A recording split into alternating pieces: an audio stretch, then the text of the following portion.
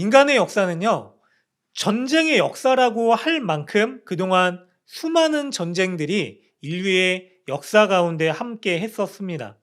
수많은 전쟁을 치르면서 살아온 거죠. 그리고 지금도 지구상 반대편 그리고 여러 곳에서는요, 전쟁이 일어나고 있습니다. 우리 또한 사실 전쟁 중입니다. 우리나라 또한 휴전 상태죠.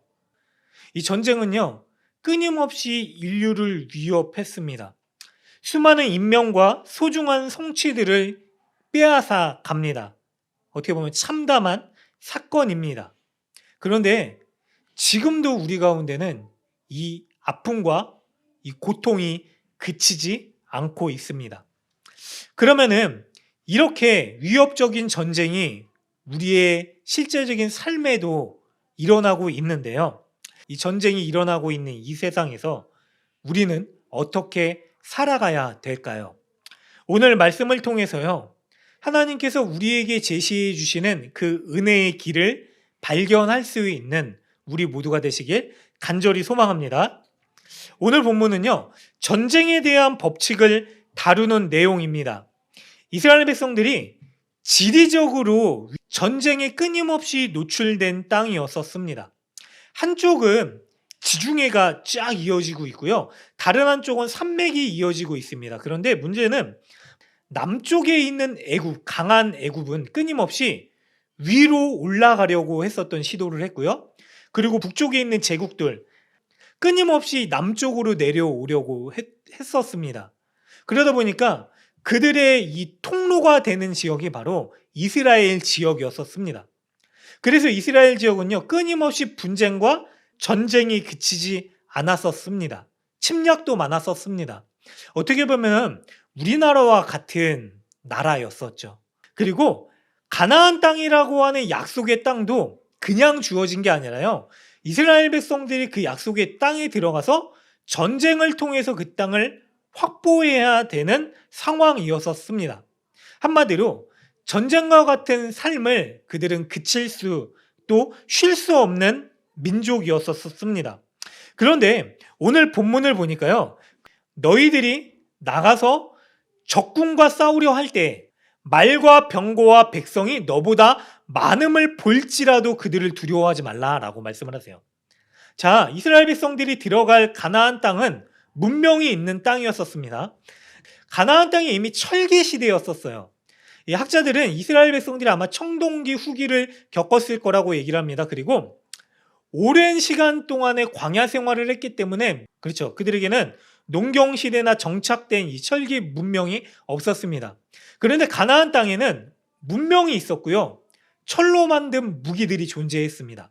자, 말과 병거와 백성이 있대요. 근데 하나님 참 어떻게 보면은 우리 입장에서는 이해가 되지 않고 야속할 수 있는 말씀을 하세요.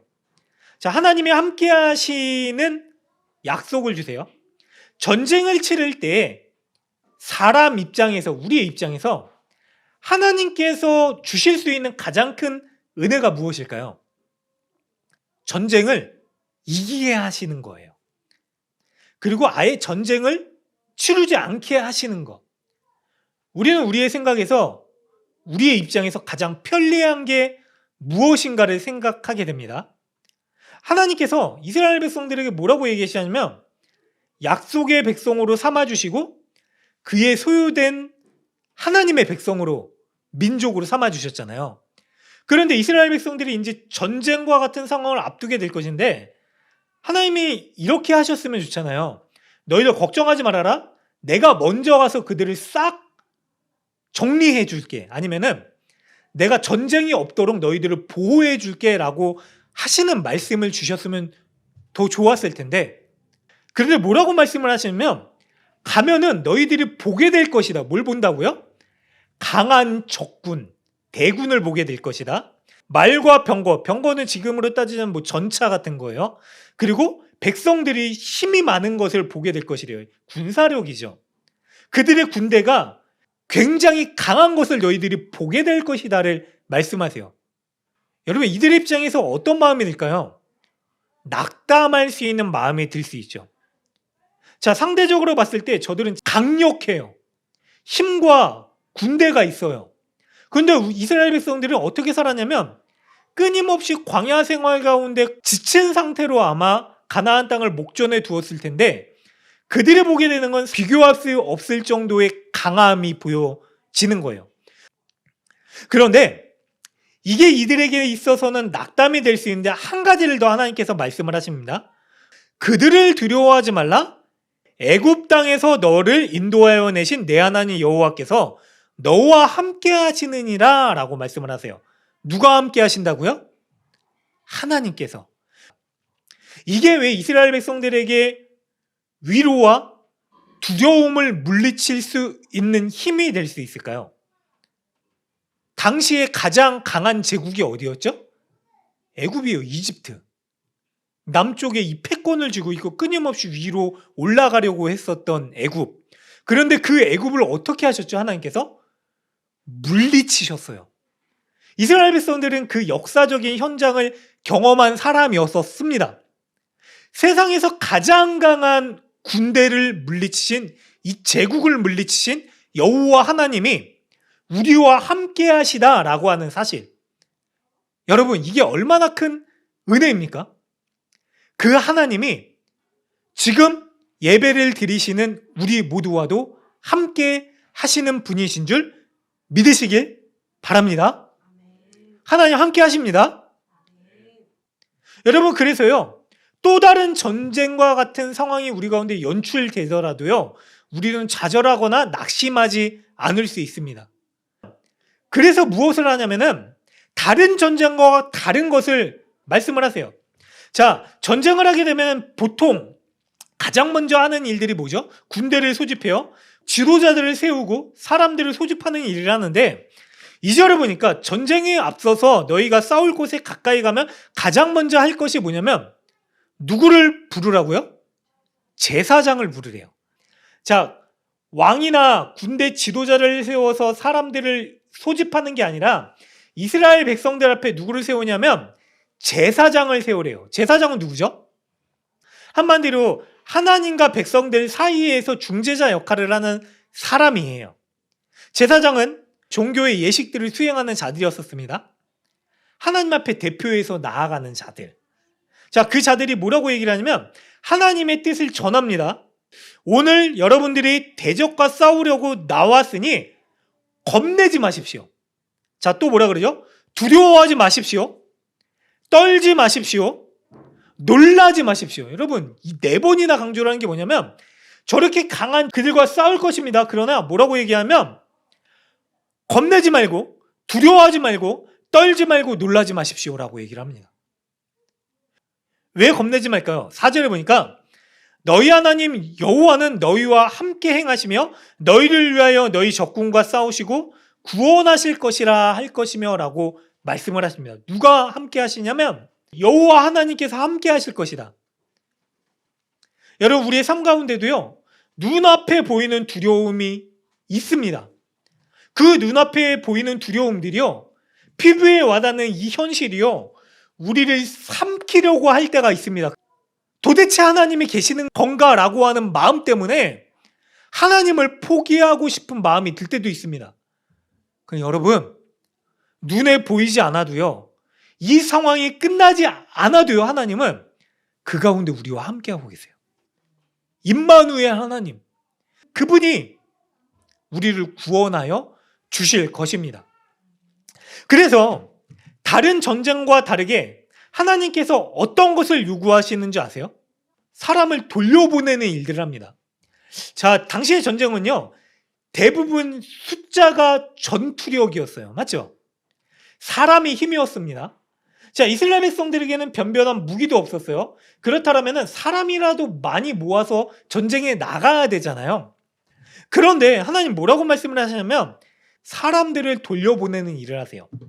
자, 먼저 집을 건축한 사람을 그들 가운데 혹시라도 낙성식을 행하지 못했다? 그런 사람이 있으면은 집으로 돌아가라고 해요.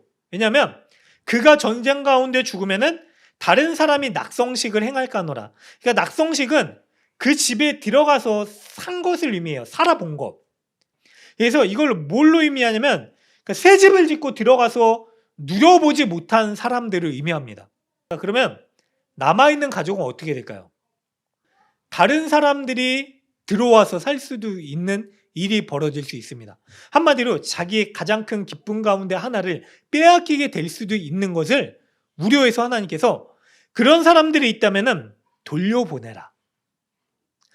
두 번째로 또 어떤 말씀을 하시냐면 포도원을 만들고 그 과실을 먹지 못한 자가 있느냐? 그는 집으로 돌아갈지니. 자, 포도원을 만들어요. 이스라엘 백성들은요, 이 포도원을 새로 만들면은 대부분 한 3년 정도는 열매를 거두지 못했다라고 합니다. 그러니까 열매를 거두기까지 이게 나무가 자라나고 이 양분을 먹고 막 하는 일들이 있어야 됐고요.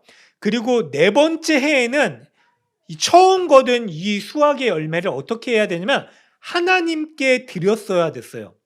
그러면 여기에 있는 사람들이 먹을 수 있는 해는 몇째 해죠? 4 다음에는 5잖아요. 5째 해까지 가야 되는 거예요. 먹으려면은. 그럼 포도원을 만들었어요. 5년이나 되는 시간 동안 공들여야지 포도원의 소산을 먹을 수 있는 거잖아요. 그런데 5년이나 되는 시간 동안 이 주인이 가꾸고 이렇게 만들었는데 그 소산물을 먹지 못하는 그 수고를 열매로 얻지 못하는 일들에 대해서 하나님께서 안타까워하시면서 그들을 돌려보내는 일을 하시는 거예요. 그리고 세 번째로 여자와 약혼하고 그와 결혼하지 못한 자가 있느냐? 그는 집으로 돌아갈지니 전사하면 타인이 그를 데려갈까 하노라 라고 말씀하시면서 당시에 이 약혼은요, 결혼이나 마찬가지예요. 약혼한 거는 이미 결혼식을 한 것과 다름없는 관계로서 받아들였습니다. 그래서요, 만약에 약혼을 하고서 그 여인과 결혼을 하지 못하고 같이 살지 못한 상태로 죽으면은 이 사랑하는 여인을 다른 사람이 데려가는 이 아픔을 겪을 수도 있고, 이 여인 또한 사랑하는 남편을 잃고 그러한 이 아픔을 겪을 수 있기 때문에 집으로 돌아가라라고 말씀을 하시는 거예요.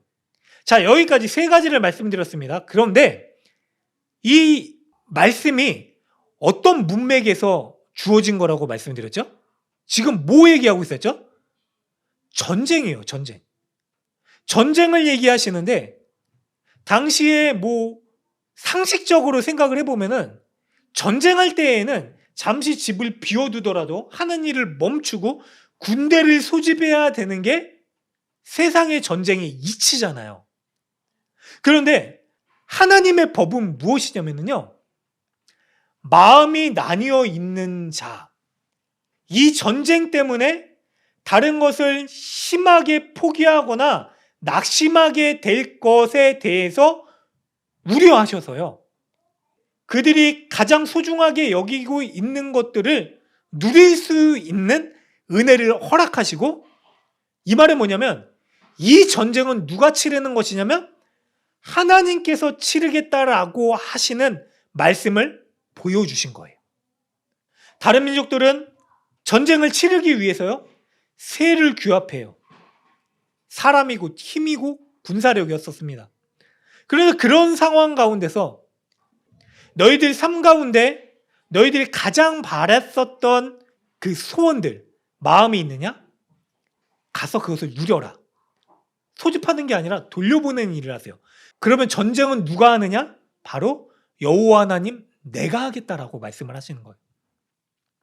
여러분, 하나님은요, 인격적인 분이세요. 인격적인 건 뭐냐면요, 우리의 마음을 세밀하게 살피시는 분이다 라고 하는 사실입니다. 전쟁과 같은 상황을 앞두고도요, 하나님께서는 우리의 필요를 아세요. 우리에게 가장 소중한 것이 무엇인지를 아십니다. 그리고 그것을 누릴 수 있는 은혜를 준비하시고 베푸시는 하나님이십니다. 그 하나님이 우리와 함께 하시고요, 우리를 대신해서 전쟁을 치르겠다라고 말씀을 하시는 거예요. 근데 사실 전쟁은 하나님의 전쟁입니다. 여러분, 하나님의 전쟁이면 전쟁은 하나님께서 하시는 것이고 그 전쟁을 돕는 자들이 있는데 그건 누구죠? 우리예요. 이스라엘 백성들이에요. 자, 이스라엘 백성들의 전쟁이 되면 전쟁은 누가 하죠? 이스라엘 백성들이 하고 누가 도와야 되죠? 하나님이 도와야 돼요. 그렇죠? 그런데 하나님의 전쟁이면 전쟁은 하나님이 하시고요. 누가 돕죠? 전쟁 가운데 함께하는 우리가 돕는 거예요. 우리의 인생의 전쟁도 마찬가지입니다. 우리가 살아가면서 수많은 전쟁을 경험해요. 가정에서도 그렇고, 뭐 직장에서도 그렇고, 뭐 자녀를 키우면서도 그렇고, 삶의 자리가 얼마나 전쟁과 같은 삶의 연속입니까? 그런데 그때 이게 나의 전쟁이 아니에요, 여러분들. 나의 전쟁이 아니라 누구에게 맡겨야 되죠? 하나님께 맡겨야 됩니다. 이게 나의 전쟁이 되면은요, 우리는 승리할 수 없습니다. 우리가 이긴 것 같죠? 자녀에게 이겨보십시오. 이긴 것 같습니까? 진 거죠. 사랑하는 배우자에게 이겨보십시오. 이긴 것 같습니까? 진 겁니다. 진 거예요. 지시길 바랍니다. 왜 말씀하세요? 지시길 바랍니다. 그래야지 이기는 겁니다. 그것보다도 하나님께 맡기십시오. 우리의 삶의 문제, 여러 가지 것들, 우리가 골머리를 싸매고 우리의 방식으로 전쟁에서 승리하려고 하면은요, 우리는 패배합니다. 어떻게 해야 된다고요? 하나님께 맡기시길 바랍니다. 그리고 8절에 보니까 또 어떤 백성들을 돌려보내냐면, 두려워서 마음이 허약한 자들, 그는 집으로 돌아갈지니 그의 형제들의 마음도 그의 마음과 같이 낙심될까 하노라 라고 말씀을 하십니다. 여러분, 우리 가운데 오는 두려움은요, 왜 올까요? 왜 오죠, 두려움이? 정답은 이거예요. 우리 가운데 하나님을 잃어버렸을 때 두려움이 옵니다.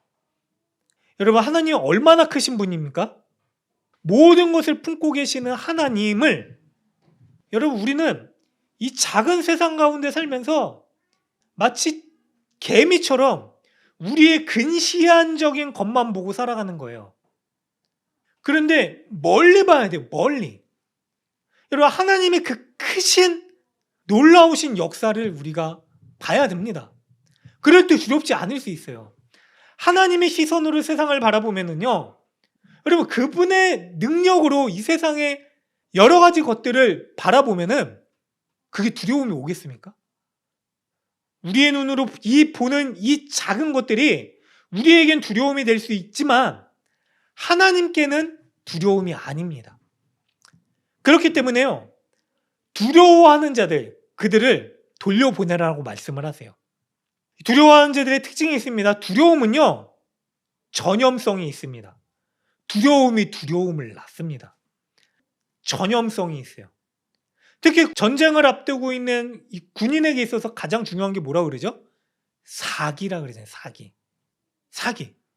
사기를 충만하게 하기 위해서 여러 가지 일들을 하잖아요. 이 두려움이 도리어 이 전쟁에 낙심을 줄까 하노라. 그래서 그들을 돌려보내집니다.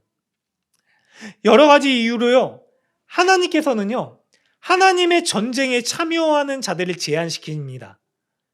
그리고 그 전쟁에 참여할 수 있는 이들은 누구냐면 두려워하지 않는 자들, 온 마음이 하나님께로 향하여 있는 자들, 그들을 통하여 하나님께서는 하나님의 전쟁을 치르십니다. 그게 소수라도요, 그 마음이 하나님께로 온전히 향하여 있는 자들을 통하여서 하나님의 전쟁을 치르신다라고 하는 거죠. 이게 뭐냐면 바로 믿음이 있는 자들입니다. 여러분, 우리가 하나님을 믿습니다. 믿기 때문에 두려워하지 않을 수 있는 거예요. 우리가 강해서 두려움이 없는 게 아니라요, 하나님을 믿기 때문에 우리가 두려워하지 않는 거잖아요. 그래서 우리는요, 그 하나님을 향한 온전한 믿음을 붙들고 있을 때 하나님의 위대한 일에 우리가 함께 할 수 있는 자들이 됩니다. 사무엘서에 보면은요, 다윗의 절친이었었던 요나단 이야기가 나와요. 그런데 그 요나단이 전쟁을 치르려고 하는 상황 가운데 있습니다. 그런데 수적으로도 부족했고요, 열세였어요. 무기도 변변한 무기가 없었습니다. 그런데 그때 이 요나단이 그 적진에 용감하게 침투하는 모습을 보여줍니다. 그때 요나단이 자기 무기를 든 소년에게 이렇게 얘기를 합니다. 사무엘상 14장에 우리가 이 할례받지 않는 자들에게로 건너가자 여호와께서 우리를 위하여 일하실까 하노라. 여호와의 구원은 사람이 많고 적음에 달리지 아니하였느니라 라고 이야기를 하고 적진으로 뛰어들어갑니다. 자, 블레셋 진영에 들어갔는데 놀라운 일이 일어납니다. 블레셋 진영에서 도리어 하나님을 두려워하는, 이스라엘 백성들을 두려워하는 그런 현상들이 나타나고요. 그리고 이스라엘 백성들이 승리를 합니다. 하나님을 믿고 온전히 하나님을 의지하여 나아간 차 앞에 그 하나님을 두려워하는 일들이 생깁니다. 절대 승리할 수 없는 전쟁에 승리를 한 거예요. 비단 그뿐만이 아닙니다. 사사시대에 이 말씀이 있은 후일에 기드온이라고 하는 용사가 등장합니다. 그런데 이 기드온과 함께 이스라엘 백성들이 전쟁에 임하게 되는데 이스라엘 백성들이 32,000명을 모으는데 하나님 뭐라고 말씀을 하셨죠? 돌려보내라. 너무 많다. 그래서 22,000명이 돌아갑니다. 그리고 남아있는 사람들을 데려와서 뭐라고 말씀을 하셨죠? 물을 먹여라. 손으로 떠서 먹는 사람들이 있고 물을 입을 대고 혀로 이렇게 먹는 사람들이 있었는데 혀로 먹는 사람들이 300명이니까 그들을 남겨라라고 얘기하세요. 이게 다른 의미가 아니에요. 혀로 먹는 사람들이 적었기 때문에 그들을 남긴 거예요. 여호와 때문에 이 전쟁에서 승리하였다라고 하는 것을 이들이 깨달아 알게 하기 위해서 소수만 남겨두신 것입니다. 마찬가지입니다. 우리의 삶 가운데서도요, 우리가 치르는 전쟁이요, 수의 많고 적음에 달린 게 아닙니다. 여러분, 우리가요, 더 많은 것을 가지면은요, 좀 더 수월하게 전쟁할 수 있을 것 같죠? 그런데 해보십시오. 또 다른 전쟁이 옵니다. 그 수에 맞는 또 다른 전쟁이 옵니다. 여러분, 우리가 힘을 기르면은 능히 이 전쟁 쉽게 이길 수 있을 것 같잖아요? 다른 변수가 분명히 생깁니다. 전쟁은 누구께 맡겨야 되냐면요, 우리의 힘과 수의 많고 적음이 아니라 바로 여호와 하나님께 맡겨야 되는 것입니다. 사랑하는 여러분들, 우리가 그 하나님의 함께 하심을 기억하고요, 하나님께 맡기는 우리의 삶의 전쟁을 치르며 승리할 수 있는 우리 모두가 되시길 간절히 바랍니다. 맡길 때 어떻게 된다고요? 승리합니다.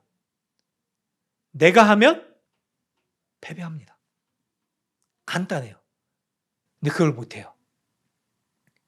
내가 하는 게 더 쉬울 것 같고 내가 하는 게 더 잘할 것 같아요. 왜? 내가 하는 게 내 마음대로 할 수 있기 때문이에요.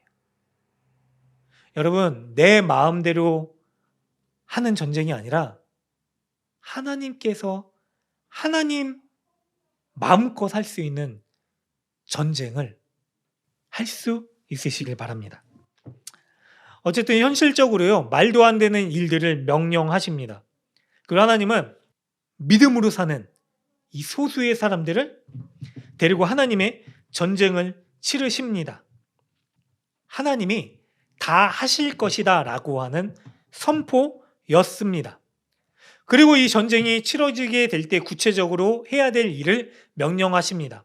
11절에 보니까요, 그 성읍이 만일 화평하기로 회답하고 너를 향하여 성문을 열거든. 그러니까 이스라엘 백성들의 전쟁의 특징은 가장 먼저 뭘 선포해야 되냐면 선전포고를 하는 게 아니에요.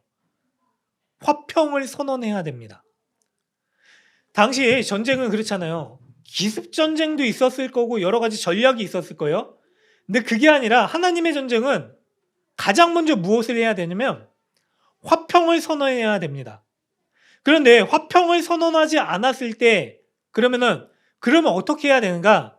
한마디로 뭐냐면 평화조약을 맺자고 얘기했을 때 거절하면 바로 전쟁이잖아요.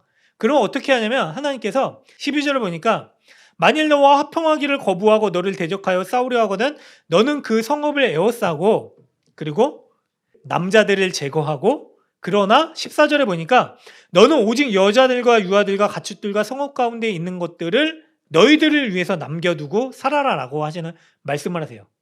그런데 여기서 얘기하는 이 전쟁은 여기서 그 성읍이라고 얘기를 하는데 이스라엘에게 약속으로 주신 땅이 아니라 멀리 있는 성읍들에 해당하는 전쟁입니다.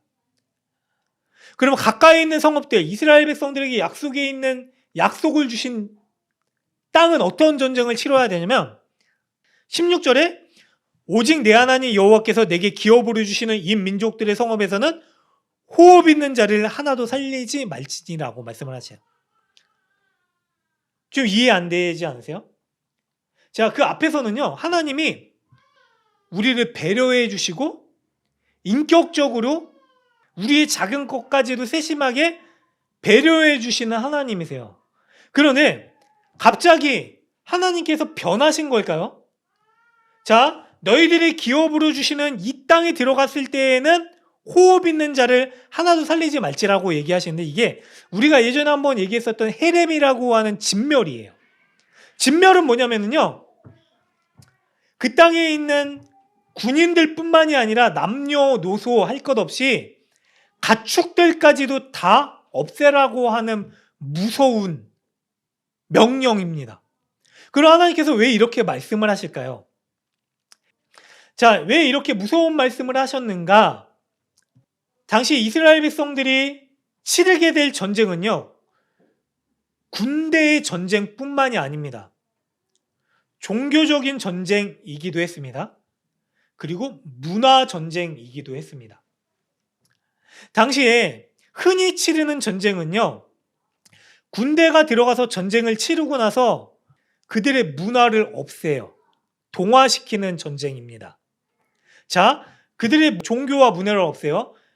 가장 쉬운 방법은 뭐냐면요, 강압적으로 하는 거예요. 어차피 승리했잖아요. 그러니까 군대를 동원해서 힘으로 누르는 겁니다.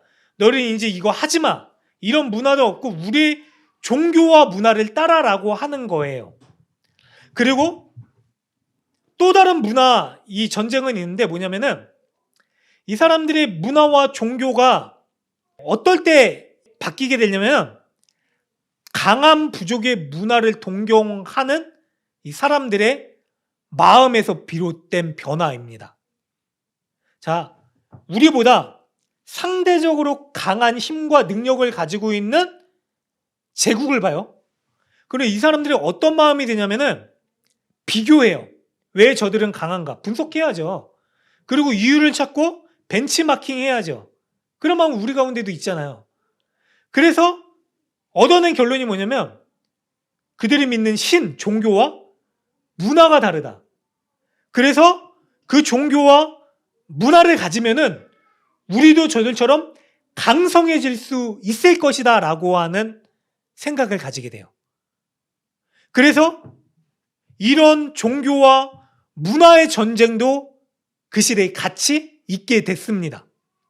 그럼 이스라엘 백성들이 치르게 될 전쟁은 어떤 전쟁이냐면 마찬가지예요. 군대와 군대의 전쟁이기도 했지만 종교의 전쟁이기도 했습니다. 이스라엘 백성들은 어떤 민족이죠? 하나님의 소유된 백성들입니다. 그렇다는 말은 무엇이냐면 유일신인 여호와 하나님만 믿는 이들입니다. 그들이 그렇게 구원받았어요. 그리고 세상에는요, 하나님 한 분만이 유일한 신이십니다. 그런 다른 민족들이 사람이 만든 신을 만들어버렸죠. 커다란 신상을 세우고 장엄한 신전을 만들고 그곳에서 봐라, 우리에게 풍요를 준 신은 이렇게 커다랗고 장엄한 신이다라고 하는 말도 안 되는 것들을 믿기 시작한 그 사람들.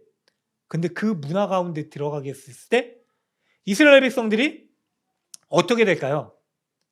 자연스럽게 여호와 하나님만 믿는 이 믿음을, 이 신앙을 잃게 될 것이 뻔한 것이죠.